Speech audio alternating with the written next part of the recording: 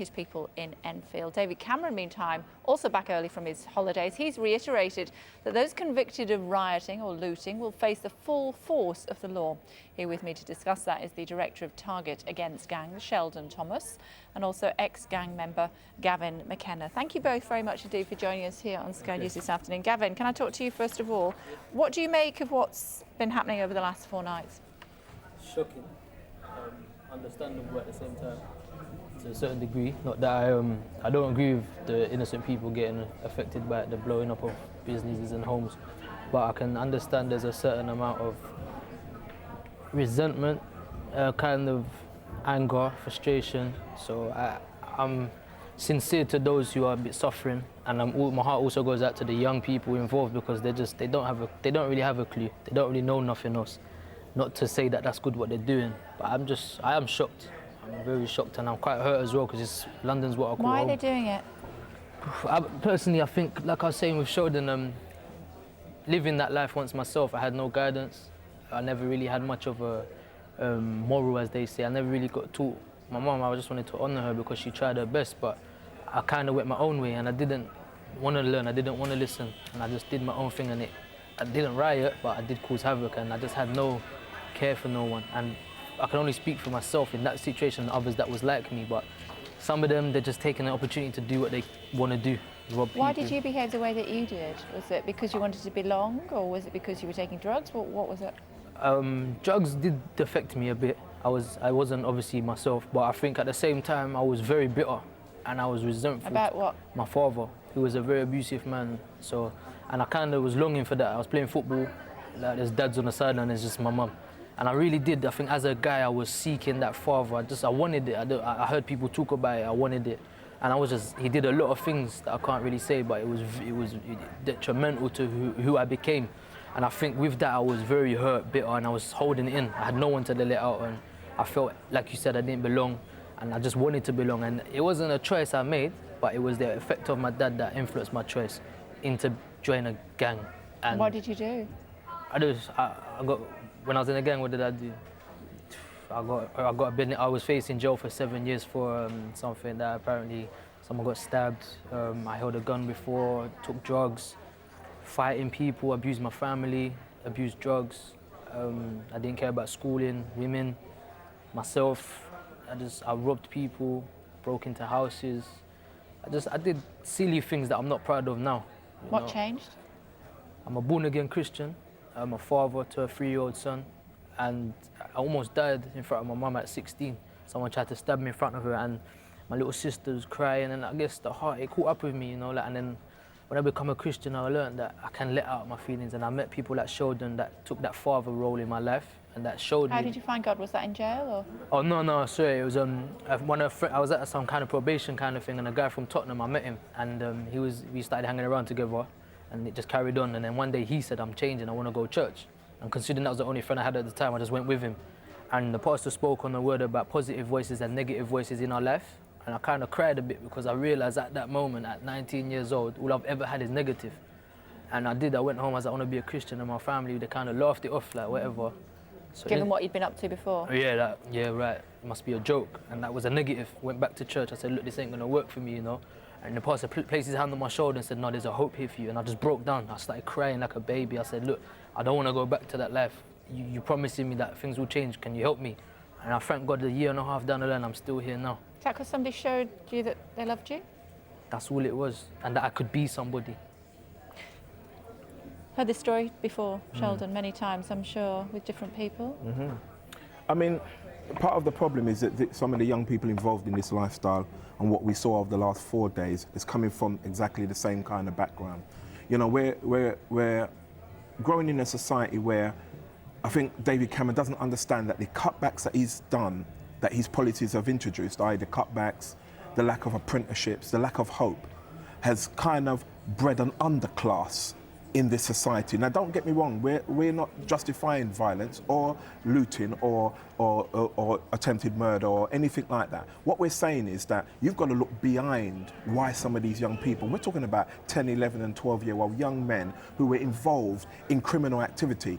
This wasn't just by chance. This has been brewing for some time. And I think what happens is politicians are so distant from the community, the local community, and our community leaders are so distant from it, where TAG fills in that gap in the sense of the way we are dealing with some of these kind of hardcore gangsters. We've realised that these guys are coming from broken homes, and I know a lot of people don't like to hear this, but if you've grown up in a society where your mum's a teenage mum, so she had the child at 14, she then has another child for a different man at another age, that child grows up with no father in the house. He has no moral understanding, no discipline, because the mother herself was a teenager when she had him. It makes it difficult for that young man to kind of find his feet because he's got no real sense of direction. But then, if you couple that with the whole estate or the whole area growing up in that same environment, and on top of it, the cutbacks that David Cameron's government has introduced, many redundancies, lack of real hope, and some of the guys we're speaking to on the streets are saying that the Olympics, which was supposed to offer this sort of glimmer of hope, i.e. apprenticeships, never materialised. So some of these guys are like, well, if the Olympics can't offer us a way out, what else can we do? Now, again, I want people to not judge what we're saying and be upset by what we're saying. I want us to look behind these guys and understand that if you have a broken society or broken family, then there's no way on earth can you then turn around to those same broken families and say, we need you to take control of your children. Because a broken family can't take control of the children because most of these mothers are scared of the children. We know we're working with young men that beat up their mums, that bully up their mums, that intimidate their mums. We're talking about men that are 5'9", 5'7", big, muscly guys who intimidate their mums to the point where their mum just rather sees them out the house than put up with the kind of problems they're going to give inside the house.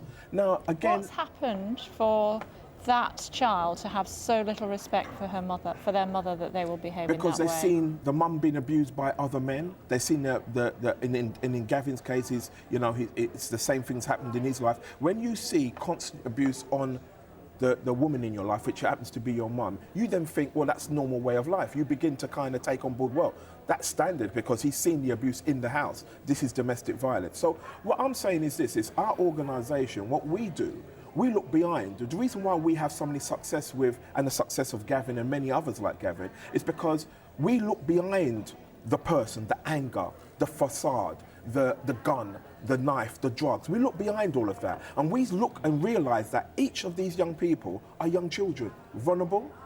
Most of these children are exploited, manipulated by older gang members who, again, where the enforcement should come in to deal with the older gang members, they don't because there's not enough intel on them. So our work is about dealing with the vulnerability about these guys. We don't look at the surface, which is the looting, the robberies, the fires. We don't look at that. That's surface. And another thing we've got to question. You say it's surface, but it really frightens and intimidates a lot of people who don't come from broken homes, who have worked hard to achieve what they have. Okay. We spoke to a chap yesterday who'd worked, 20 hours a day for 10 years to build up his restaurant business. It was pogged by kids who really should have known better. And as Gavin said, we send out our prayers to that family and we totally accept that. What we have realised is that in the last 2 years, we've had over 20 murders in our inner city estates. I've never seen the government ever cry over that. I've never seen the government actually have this kind of profile in the way they're saying, we need to look at what's going on with our young people. We live in areas where young people are stabbed, shot, and girls are gang raped on a regular basis. And yet, because of the looting over the last 4 days, which we totally are against, we have seen more people cry over material things than the life of a young person. I've gone to so many funerals of young people who have died at the age of 14 for being shot, who've died at the age of 16 for not selling the right drugs, so the drug dealer comes in and gets involved and does some damage to that person. We've seen girls being gang raped on a frequent basis, but yet Boris Johnson, David Cameron has never ever raise the profile of how are we going to deal with this culture of violence that is going on in our inner city estates. We cannot be a society that put material goods as far more important than the life of a young man who dies at the hands of another young man. Are we not talking about two very separate issues? I haven't forgotten you. I'm going to come back to you in just a second. But have we not rather forgot that there are two separate issues? One of them is that certainly what you're saying, we very much appreciate that young people are being killed, and it looks as though it's perhaps two tiers. As there are more tiers over some than there are over others. I hear that. But when I was in Ealing yesterday, a lot of the people were saying the kids that were there had their new trainers on, had their iPhones, had their Blackberries, and they were just communicating with each other. So those young people, many of the young people that are rioting at the moment are not necessarily because of those circumstances that you're talking about. I would disagree with that. I think Ealing's a very small sample figure here, because most of the boroughs, if you looked at the boroughs it took place, apart from Ealing and Clapham, which is a well-to-do areas, most of them, Croydon has got good parts and got bad parts. Peckham, Brixton has all still London got, boroughs yeah, will have. has got, but some worse than some. Yes. And so my thing is this: I'm not in any way saying for 1 second that what happened over the last 4 days is any justification here. What we're saying is that we as people. What I'm asking you is there any connection though? And from what we saw, there isn't necessarily. I think. Not necessarily. I think what you find is you're going to find, as me and Gavin spoke about, young people just participating for the sake of it. We agree. I accept that, and I accept there's going to be a lot of young people that just did it for the fun of it.